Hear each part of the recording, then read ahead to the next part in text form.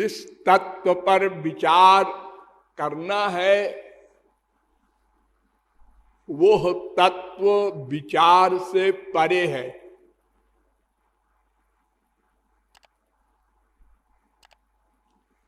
फिर भी विचार करना है।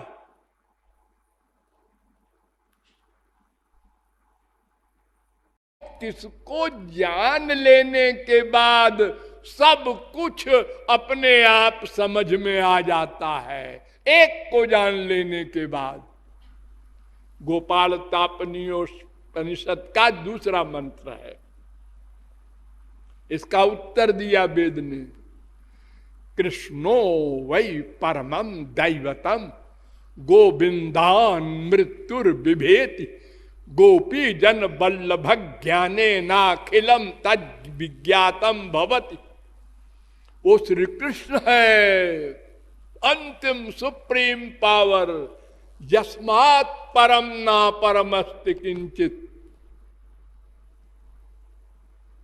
जिसको गीता ने कहा मत्तः परतरम किंचन नान्यदस्ति धनंजय। गीता साथ साथ, मुझसे परे कुछ नहीं है।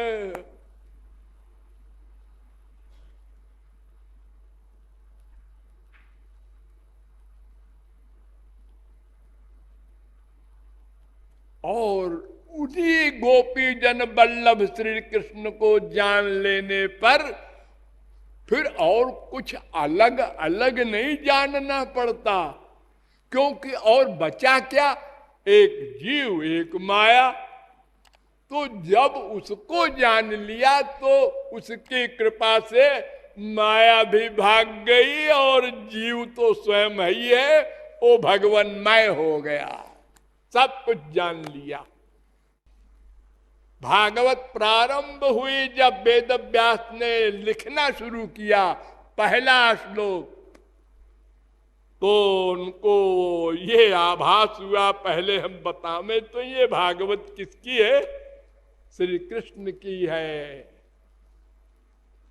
तो श्री कृष्ण किसे कहते हैं, तो उन्होंने पहले ही शब्द लिखा, जन्माद्यस्य यतोन्नयादितरतश्चार्थे स्वभिज्ञ स्वराट।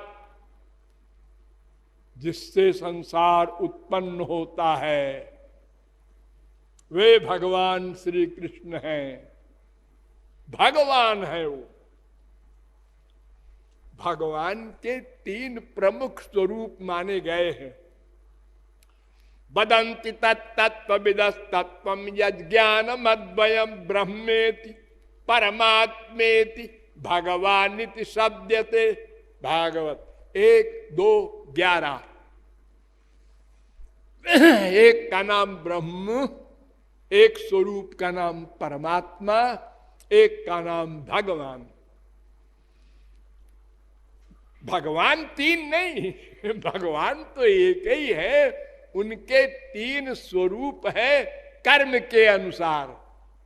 जैसे पानी है, हाँ, एक का नाम पानी, हाँ, एक का नाम बर्फ, हाँ, एक का नाम भाप, हाँ, ये तीनों पानी तो है, हाँ, लेकिन तीनों का काम अलग अलग है। आपको प्यास लगी है तो कोई भाप दे, ये तो नहीं, पागल कहेंगे उसको लोग। तो जहां बर्फ की जरूरत है वहां भाप नहीं दी जा सकती, जहां पानी की जरूरत है। सबका काम अलग अलग है। तो ब्रह्म उसे कहते हैं जिसमें थोड़ी सी शक्ति प्रकट हो। शक्तियां सब है लेकिन प्रकट नहीं होती। आप लोगों ने देखा होगा गेहूं, चना, मटर, अनाज, हाँ, ये जब तक बोरे में बंद होता है और आप देखते हैं तो क्या देखते हैं, ये गेहूं है इतना बड़ा, और जब खेत में पड़ता है तो अंकुर बन गया, अब पेड़ बन गया, ओ पत्ते आ गए, सैकड़ों फल लग गए। वो गेहूं नहीं है कई, गेहूं तो वही एक बीज है जो साल भर से बोरे में बंद था। तो ऐसे ही भगवान के तीनों स्वरूप हैं, सब में सब शक्ति है लेकिन प्रकट नहीं होती। ब्रह्म में दो शक्ति प्रकट होती है, अपनी रक्षा और आनंद स्वरूप, बस। फिर परमात्मा साकार बन जाता है।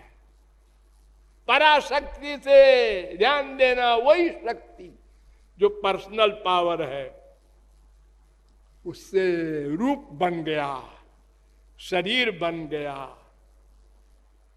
अब सब चीजें होने लगी। तमाम शक्तियां प्रकट हो गई, लेकिन लीला नहीं, परिकर नहीं।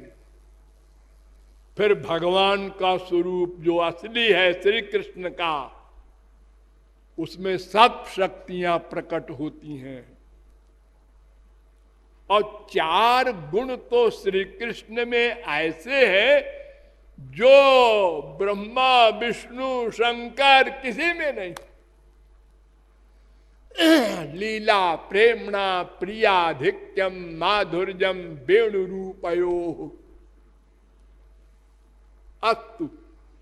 तो भगवान श्री कृष्ण के अनंत स्वरूप हैं, उनमें सबसे मधुर स्वरूप ये ब्रज के श्री कृष्ण है, जहां आप लोग बैठे हैं।